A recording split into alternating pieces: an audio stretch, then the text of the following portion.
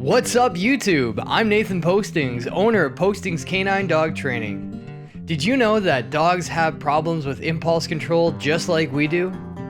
In today's video, you're going to be learning the first basic impulse control exercise. I'm going to be teaching you the Leave It command in 6 easy steps right after this.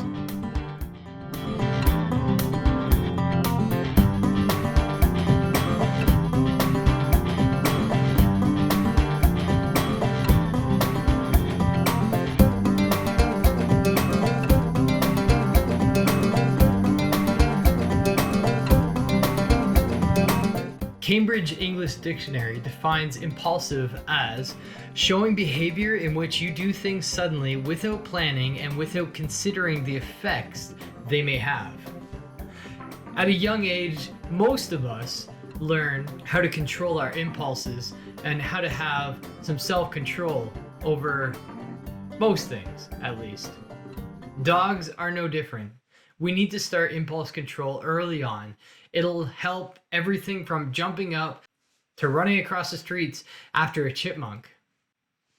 I'm going to unpack the Leave It command one step at a time. We're going to take it really slowly, but it's really imperative that you do it right the first time, because it's better, especially when it's a puppy, to have them understand impulse control as early on as possible.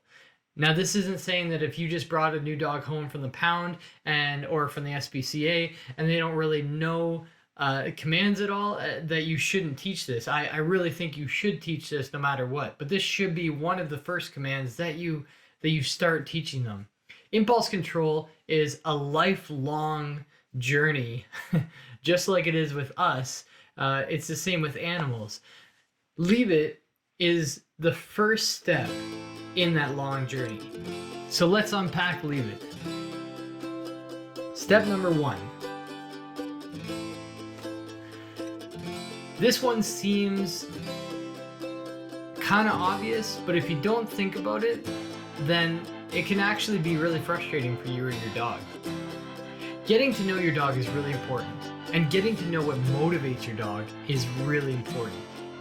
In this exercise, I like to use one of two motivators.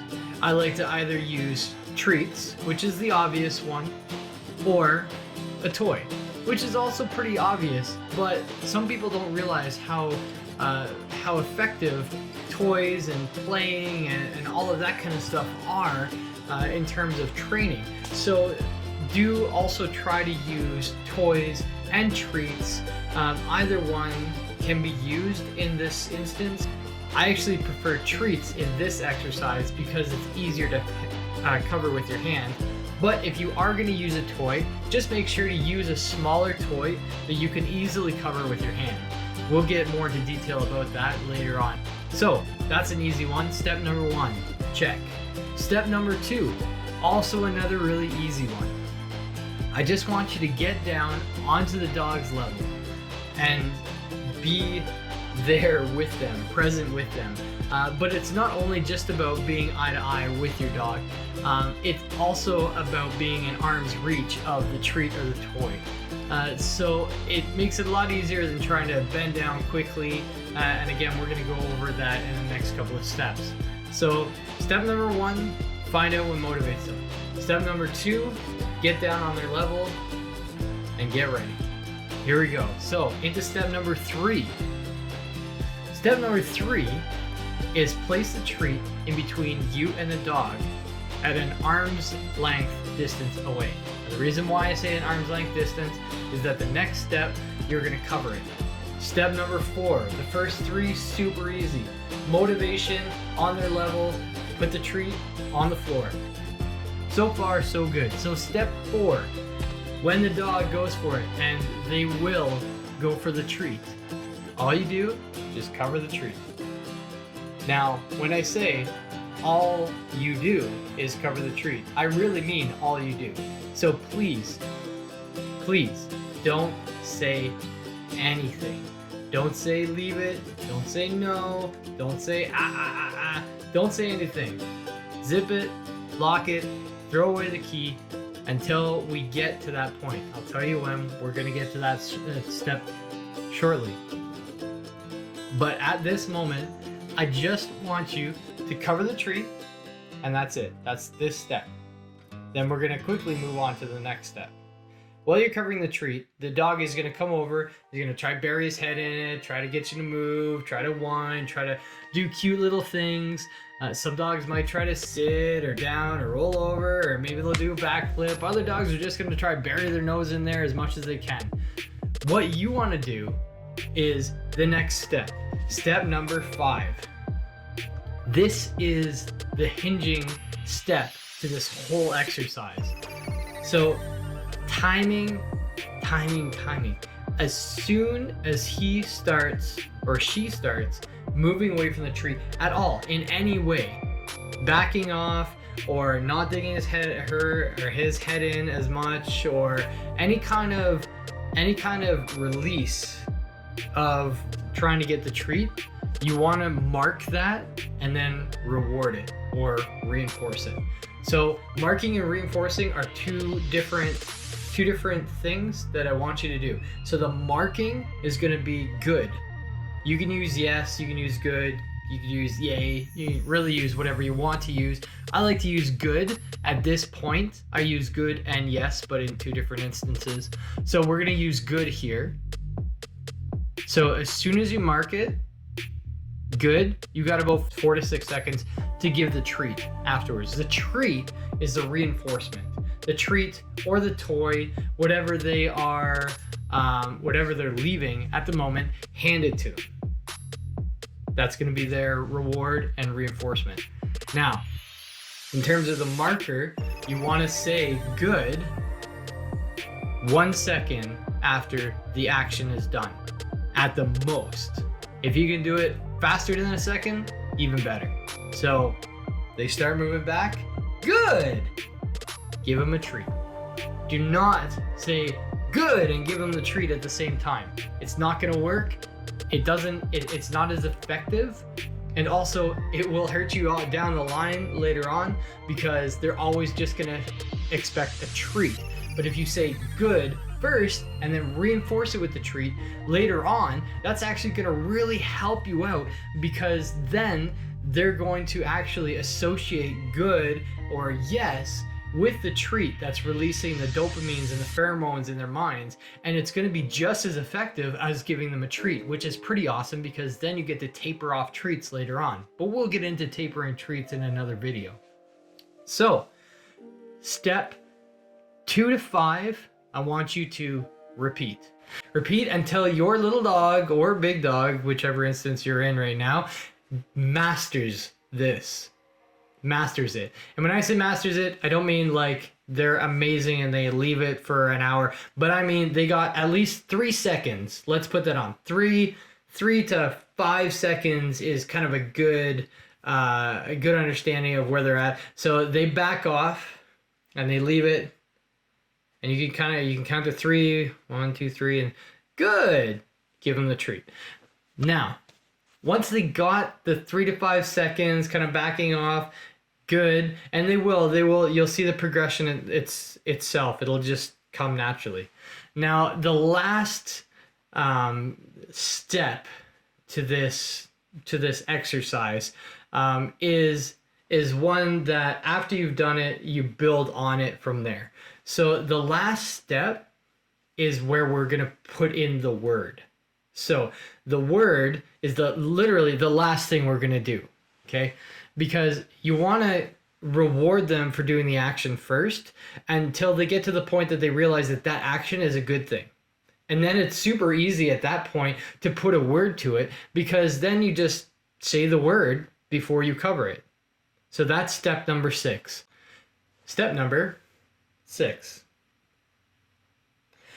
Before you cover the treat, you put the treat down in the middle of it, in the middle between you two, arm's length apart, while you're on the ground. And as they go for it, this is where you say, leave it.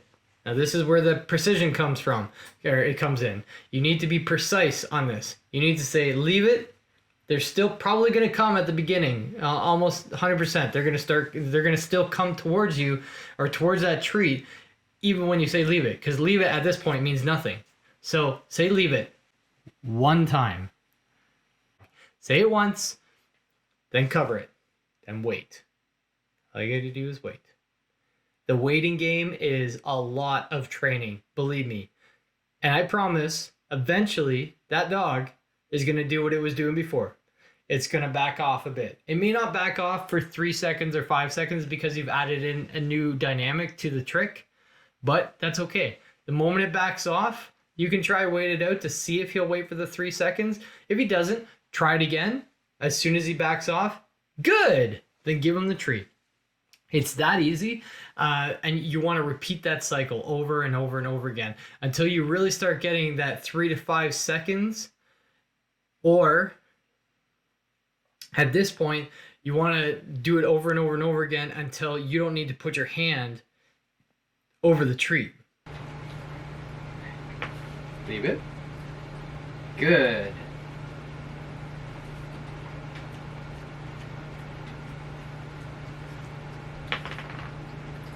Leave it. Good.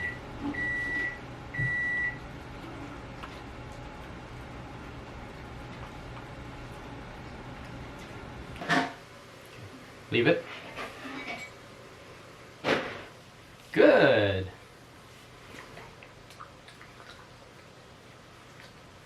Leave it.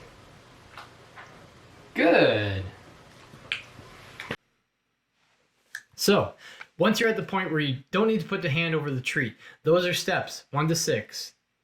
That is the basis of this command. But to grow on it and to expand on it, now you start increasing increments and duration. So what I mean by that is that you make the 3 minutes turn into 6 minutes, or the 5 minutes turn into 7, and then 9, and then 11 or 12, or it doesn't matter. Don't go more than a 2 or 3 second intervals every time you increase the intervals, and only increase the intervals when they've got it. And I would say at least a couple sets in a row of getting 3, and then you can move on to 5, and then you can move on to 7, and so on and so forth, 3 at a time. That'll help the dog really grasp it without stretching them too much, because you don't want to stretch them and you don't want to have unrealistic expectations of your dog, because that's a great way to frustration and just not wanting to train anymore. So you want training to be fun. This is how to do it. So the second part of it is moving away. You moving away. So this gets pretty fun, actually. 3 things that I like to do with my dog when I'm training them this way is you stand up is the first one. Sounds pretty easy, but standing up, they are way closer to the treat than you are. So you want to stand up, ask them to leave it. You can start off by putting it down, saying leave it, and then standing up.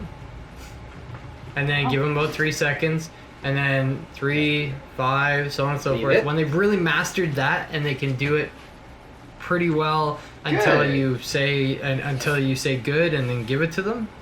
If you want to make it more difficult, the 2 other things that I like to do is completely turn my back. That works really well. It's very difficult for some dogs and really easy for other dogs. Some dogs, as soon as you turn your back, they're on it. Other dogs are like, okay, well, you're still in the room, so whatever. So then I like to step it up a second time by actually leaving the room. Now, again, don't think that just because they'll do, 15 seconds or 30 seconds with you on the ground, or even with you standing, that it's going to be the same way when you leave the room. So do it the same way. If you're going to increase the distance away, you have to decrease the interval of time. So if you were at 10 seconds and you're going to leave the room, I would just start off with 3 seconds again. Leave the room, 3 seconds, come back in. Good. Give them the treat. Do that over and over and over again, and you can't go wrong. So this is the best way to teach to teach Leave It, and it will help you in everything from jumping up to running out of the house and everything in between. If you enjoyed the video, hit that like button and make sure to hit the subscribe button so you don't miss any of our future videos coming up.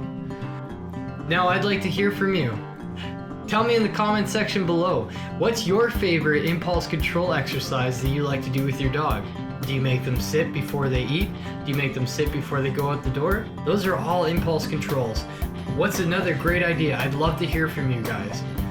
And I'd also like to hear what are impulse control scenarios that you have a hard time with or that you struggle with.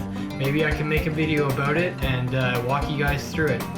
Anyways, thanks for being awesome. I'm Nathan Postings, and this is Postings Canine Dog Training.